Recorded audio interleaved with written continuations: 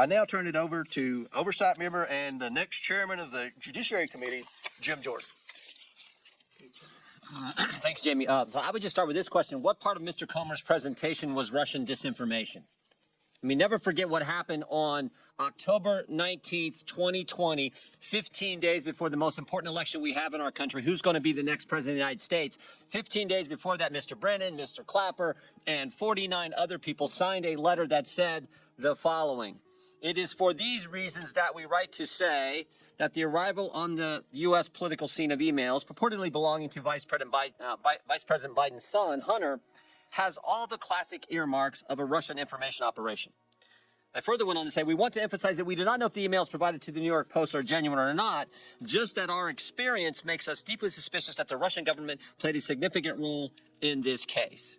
And of course, that letter became the pretext for suppressing this story, again, just days before the most important election we have in our country. So I would ask this, was J.P. Morgan's suspicious activity report to the Treasury Department, was that just a classic earmark of a Russian information operation?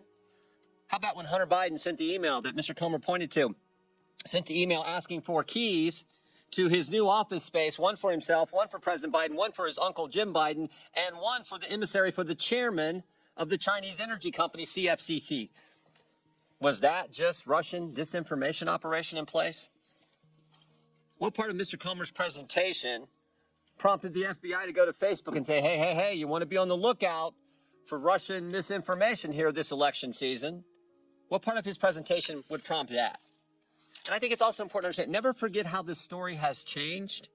I mean, think about this. When it started off, it was, no, it's not his laptop. It's not his laptop. Then it was, well, it's his laptop, but remember, it's Russian disinformation and no one did anything wrong. Then it was, well, maybe he did something wrong, but President Biden didn't know about it. And now it's, well, maybe President Biden knew about it and was involved, but it didn't influence his decisions.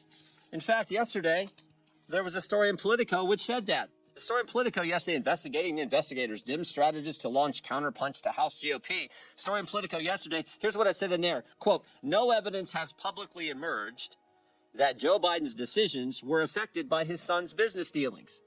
Wow, we've went from it wasn't his laptop and it was Russian disinformation to, oh, whatever was in there didn't affect the president's business dealings, even though he was involved, even though the laptop was real, even though it wasn't disinformation. That's how far we've come.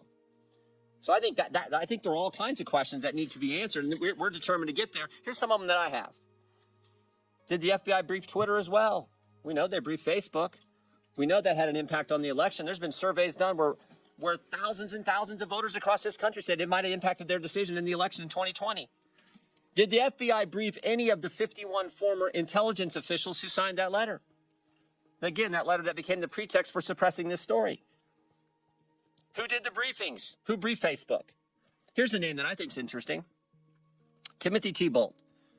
So Mr. Thibault, now remember, we just did a report 2 weeks ago, Judiciary Committee, a report that talked about the political influence and the political shenanigans going on in our Justice Department based on 14 FBI agents who've come talk to our office as whistleblowers. One of those agents said, and this is the term he used, he said, at the highest levels of the FBI, specifically the Washington field office, he said it's rotted to the core. Not talking about rank and file agents. They're doing good work. Talking about the top people at the Washington field office. We had another whistleblower who brought up the name Mr. Thibault and said Mr. Thibault is pressuring agents to catalog and categorize cases in a specific way to satisfy this narrative about domestic violence extremism. But what's interesting is a different whistleblower, one who didn't come to our office, a different whistleblower who went to Senator Grassley's office, said that Mr. Thibault, by the way, the head of the special agent in charge at the Washington field office, Mr. Thibault is also the guy who suppressed information about the Hunter Biden story in October of 2020. I'd like to talk to Mr. Thibault. In fact, we've asked to talk to Mr. Thibault. Even though he said publicly, I welcome a chance to answer questions, he's refused to come in and talk to us. That's someone we need to talk to.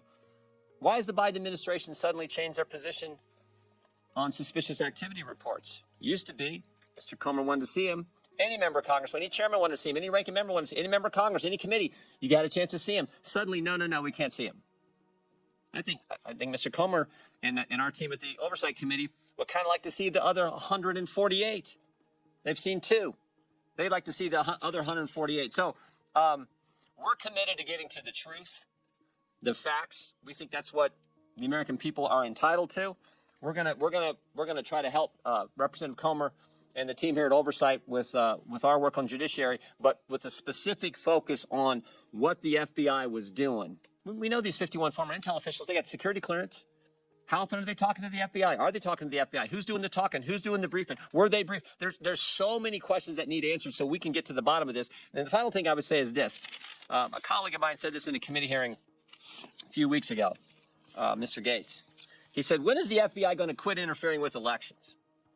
2016, they spied on President Trump's campaign. 2018, it was the Mueller investigation. 2020, they suppressed information about the Hunter Biden story. 2022, they raided the president's home 91 days before an election. Maybe it'd be nice if the FBI and the Justice Department just stayed out of it and let we the people decide who we think should represent us, who we think should lead us. That's supposed to be how America works. So this is the focus on the Judiciary Committee, the political nature at the Justice Department, and the linkage now to what was happening with the Hunter Biden story. Again, just 15 days before we have a presidential election. We'll be happy to answer questions. Anyone on the committee will be happy to answer questions if you. Yes.